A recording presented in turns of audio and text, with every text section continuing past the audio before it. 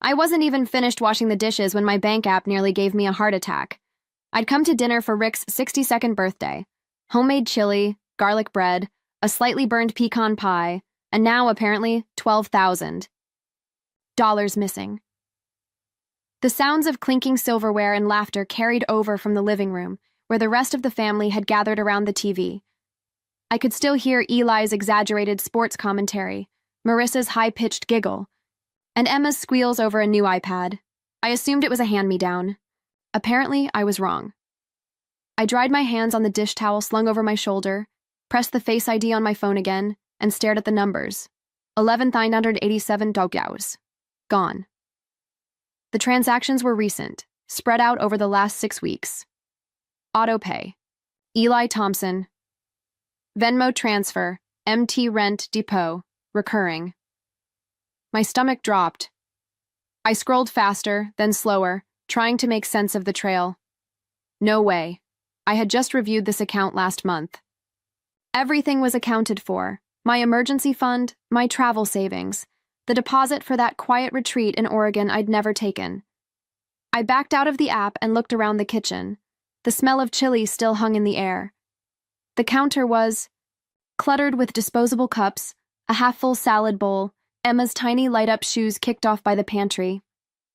A framed family photo sat above the microwave, me and Marissa as kids, holding hands in matching fleece pajamas, grinning. I couldn't remember the last time we'd laughed like that. When I arrived 2 hours earlier, I came with a bottle of wine in one hand and a homemade apple tart in the other. Marissa greeted me with a quick air kiss, already mid-scroll on her phone. Emma ran to hug me, shouting, "Auntie Avery, you're rich now!" as if it were just my new name. Carol, my mom, fluttered around the kitchen in a soft pink sweater, stirring the chili like she hadn't noticed the tension. Rick sat on the back deck, sipping beer and poking at the fire pit with a stick. Dinner was fine. The same questions. How's work? Still single? Still in Seattle? They praised my freedom, my nice job, my cozy little apartment, but beneath the compliments was something else. Must be nice, someone mumbled. No diapers or rent or student loans to worry about.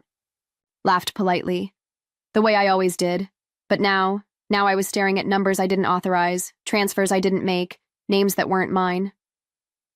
I walked back into the dining area, phone still in my hand. Marissa was sipping wine, legs curled up on the couch. Her nails were freshly done, neutral gel with tiny rhinestones. Eli was leaning against the fridge with a beer in one hand and a smirk on his face. "Hey," I said, holding up my phone.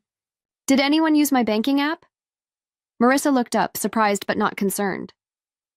"What do you mean?" "There are transfers I didn't make. A lot of money is gone." Eli took a sip of his beer. "Define a lot." "Almost $12,000.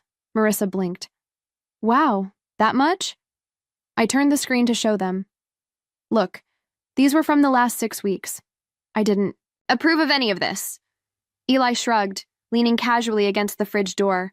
"Relax. We just borrowed it, Avery. You've got more than enough." I stared at him. "We?" Marissa raised an eyebrow. "Come on, Avery. It's not like it's all gone. Some of it went to Emma's school supplies, and rent was tight this month." "You never asked." "We didn't think we had to," Eli said with a laugh. "You always help anyway." Carol stepped in from the hallway, wiping her hands on a towel. "What's going on?" I turned to her. "Did you know about this?" She paused. "Well, Marissa said she needed a little help, and I figured you wouldn't mind." Rick didn't look up from the TV. I felt like I was floating, like the ground had just quietly disappeared beneath me. I wasn't just mad about the money. I was devastated by the ease, the assumption, the utter casualness of it all. My emergency fund wasn't just cash. It was protection. Years of skipped vacations, side jobs, budget dinners. It was every night I said no to going out.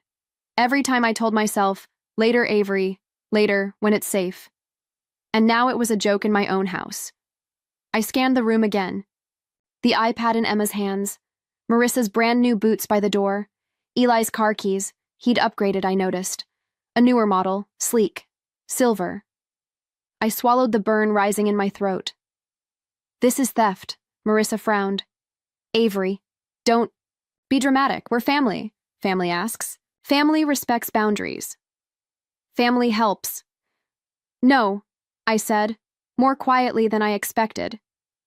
They don't help themselves to $12,000 behind your back. Eli rolled his eyes. You live alone. No mortgage. No kids. Don't act like this is some kind of crisis. I stood there staring at them. My mouth was dry.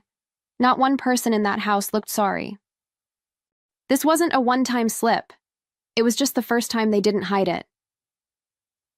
Outside my apartment window, snow drifted in lazy spirals, settling on the fire escape like the city was trying to quiet itself. Inside, the only sound was the low hum of the heater and the occasional clink of my spoon against a half-eaten bowl of lentil soup. My living room was neat, minimal. A gray couch, a single plant, shelves lined with records I never had time to play. On the coffee table, my laptop, a stack of printed bank statements, and a folder I'd labeled in black Sharpie. Unauthorized. I didn't want to believe what I was seeing. But there it was, line after line. Rent transfer, $1,850 car repair, $600 utility relief, $312 recurring payments to accounts I didn't recognize, yet the names felt eerily familiar in the fine print. M. Cooper, E. Thompson.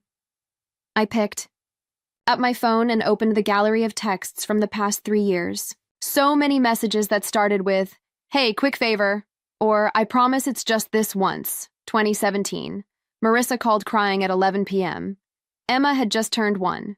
They were 3 weeks behind on rent. Please, Avery, I don't know who else to ask. I wired $1,500 that night. No strings attached, no questions asked, no thank you. I never brought it up again. There was the time Eli's car died, and I canceled a work retreat in San Diego to cover repairs. Another time, Mom's phone got cut off. She texted, "Bill surprise, can you cover it till Friday?" I did. She never followed up. I picked up one of the birthday cards still sitting unopened on the shelf, Marissa's from last year.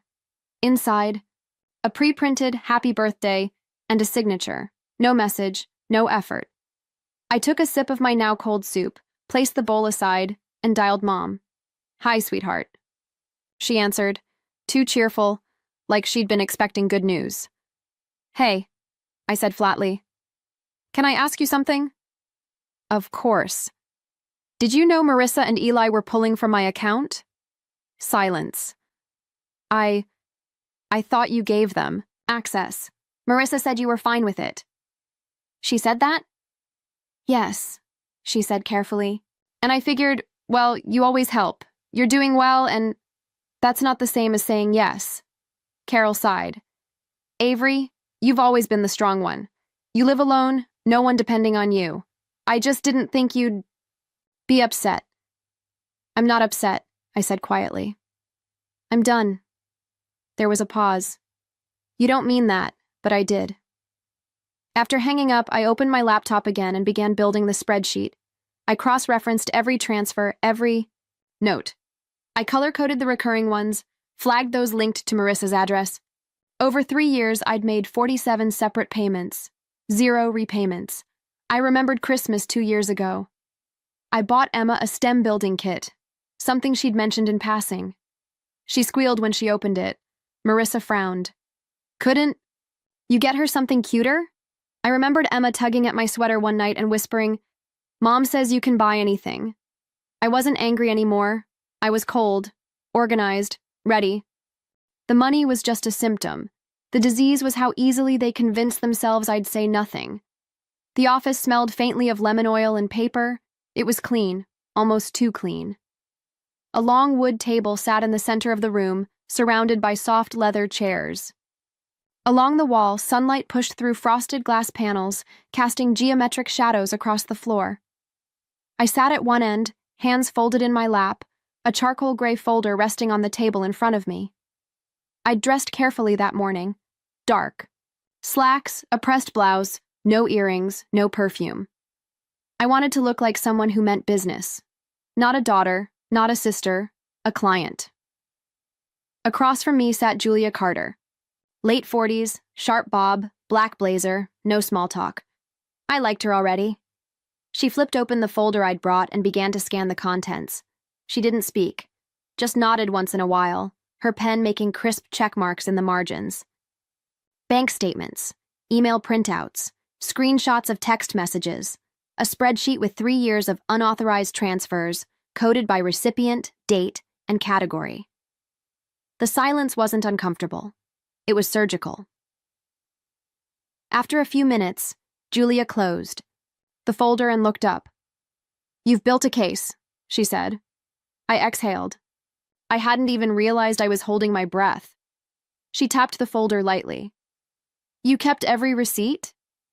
"Almost obsessively," I said. "They used to call me paranoid." Her mouth curved slightly, not a smile, just recognition. "I've seen worse," she said, "but this is thorough, very thorough." I nodded. I wasn't angry at first, just confused, then disappointed, then tired, then I got organized. Julia leaned back.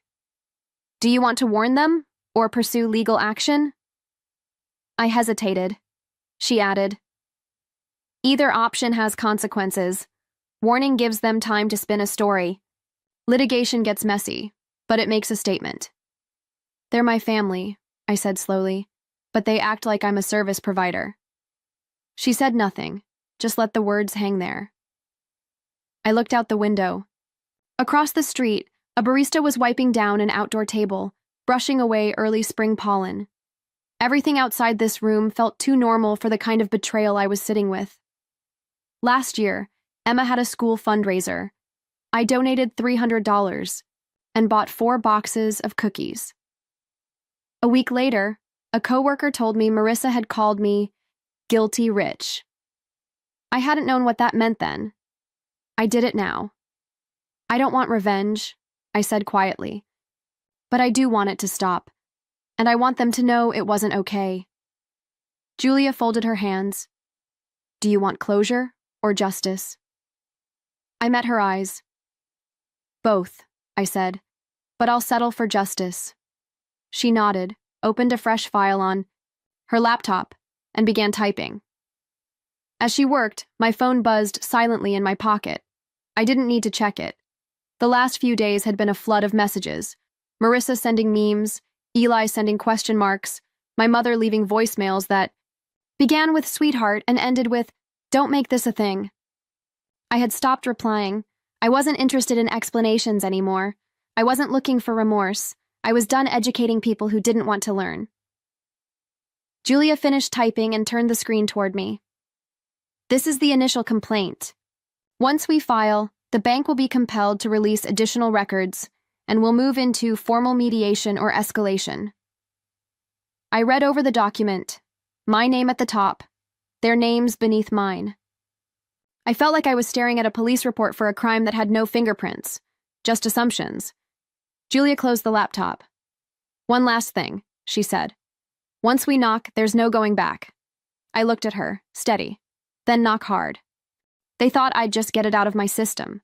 Cry a little, text a dramatic paragraph, go quiet for a few weeks, then show up again with wine and something homemade. So when I invited them for dinner, they said yes without hesitation. I brought no wine. And the only thing I'd cooked was the truth. The backyard looked almost exactly like it had last fall. String lights glowing overhead, porch fans spinning lazily in the summer air, plates of grilled chicken and potato salad laid out. On the table like this was just another Sunday evening. Marissa wore a flowy sundress, pretending she wasn't annoyed. Eli had already cracked open a beer and sprawled across 2 patio chairs like we were tailgating. Carol bustled between the kitchen and the yard, bringing out lemonade, napkins, and anything that could distract her from eye contact. Rick stayed, seated with a paper plate and a faintly confused expression, like he couldn't remember if this was a birthday or a barbecue. I sat across from them, hands folded in my lap. As a teenager, I once told my mom, half joking, "If I ever disappear, I hope someone knocks first." Now I was the one doing the knocking. Eli tipped his drink in my direction. "So, What's the big occasion, Ave? Don't tell me you're getting married. We'll all faint.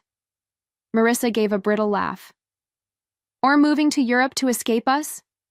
Carol forced a smile. Whatever it is, honey, we're just glad you're here. I stood up and walked inside, returning a moment later with my laptop and a stack of folders. I set one in front of each of them. What's this? Rick asked, squinting.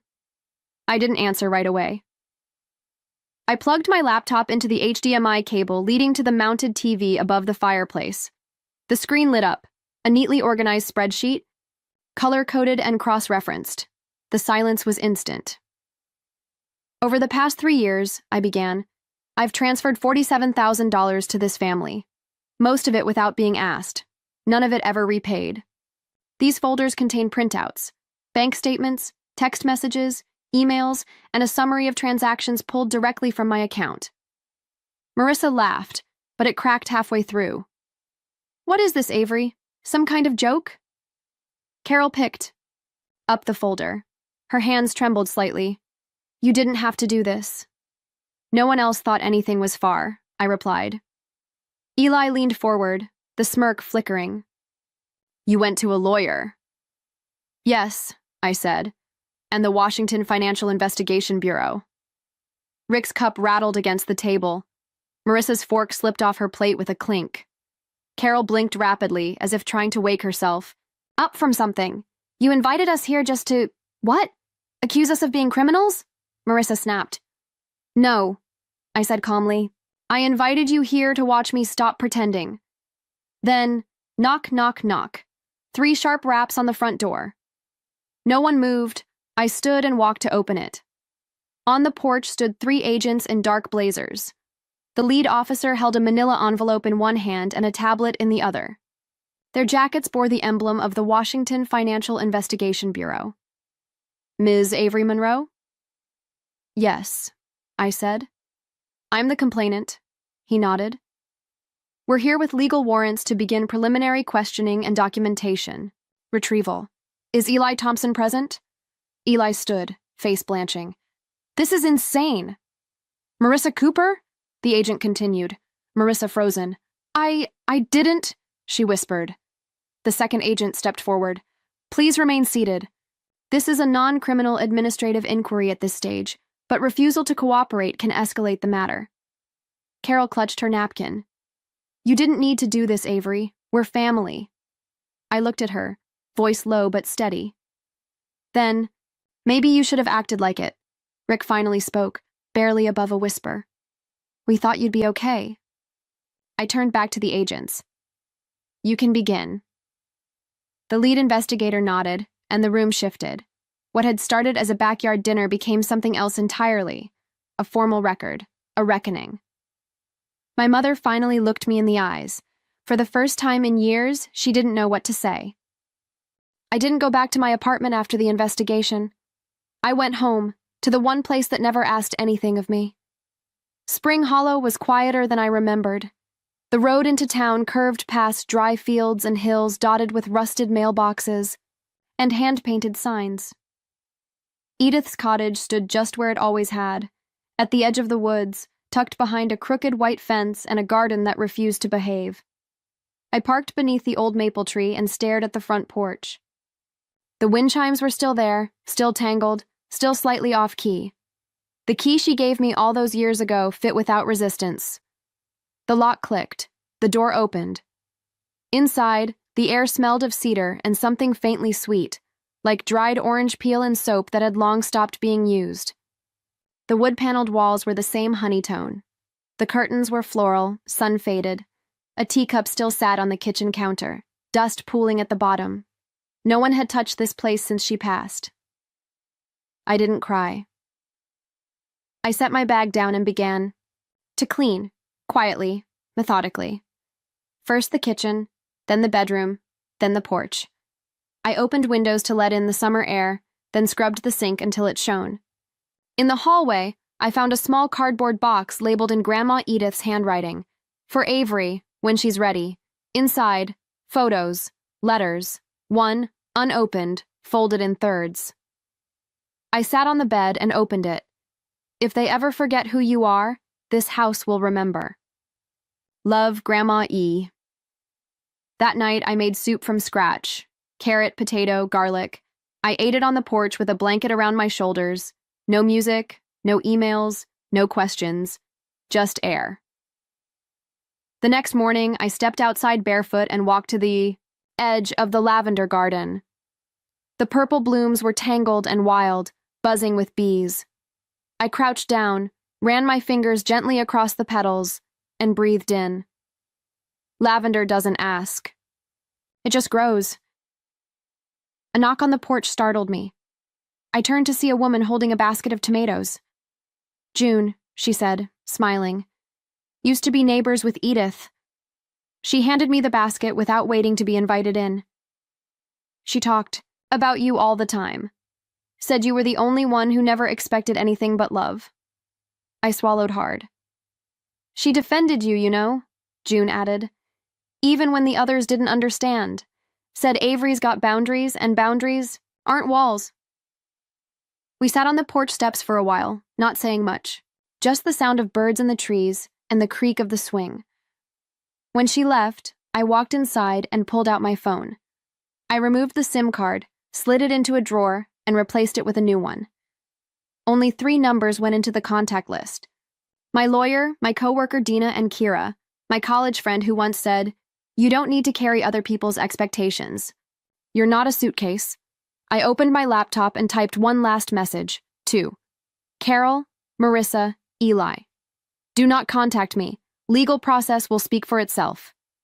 Avery, no explanations, no more open doors. I stepped outside again, barefoot in the grass, and stood at the edge of the lavender. The breeze shifted, lifting the scent around me. The sun was warm on my shoulders.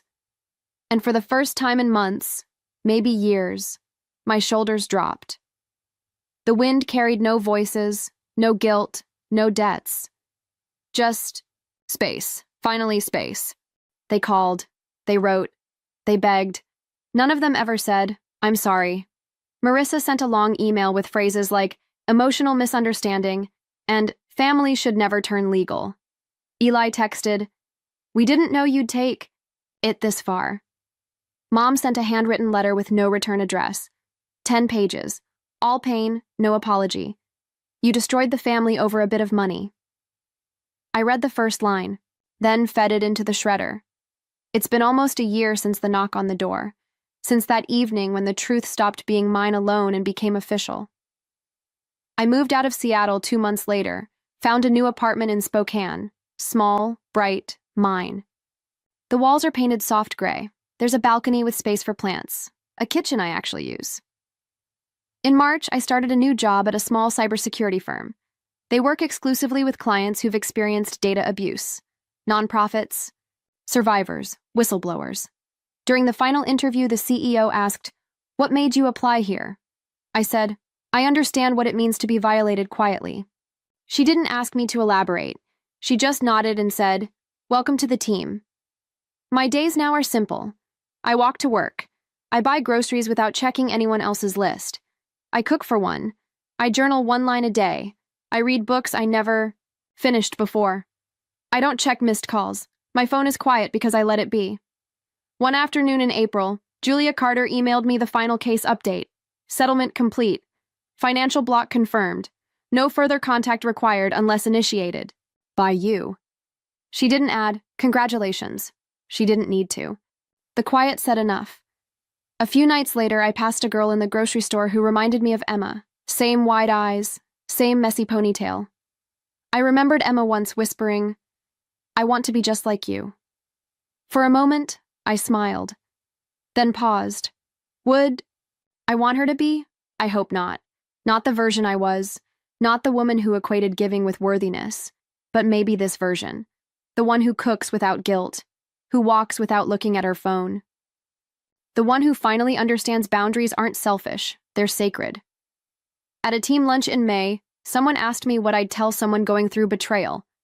I thought for a moment, then said, "Sometimes, healing starts with the lock clicking behind you." They all nodded. No one asked me to explain. Maybe they understood. That evening I got home, fed the cat I'd recently adopted, her name is Iris, and poured a glass of wine. The sky outside glowed faintly orange. I pulled up Grandma Edith's old playlist on my speaker. The one with jazz and soft gospel and a recording of her laugh tucked at the end. I didn't cry when it played. I just let it fill the space. I turned off my phone, turned on the music Grandma once loved, and for the first time in a decade, I danced. Alone, but not lonely. I didn't leave angry. I left because no one noticed how quiet I had become. Sometimes, the real turning point in life isn't loud. It's the quiet moment when you stop explaining yourself and start protecting your peace. Family should never be the reason you lose yourself. Love, when it's real, doesn't ask you to disappear just to keep the room warm. Even in the hardest chapters, dignity isn't about fighting, it's about knowing when to let go. And sometimes, letting go is how we finally come home to ourselves. If this story felt familiar, if it echoed something deep inside you, feel free to share your thoughts. I'd love to know, what did family mean to you, and when did that meaning change?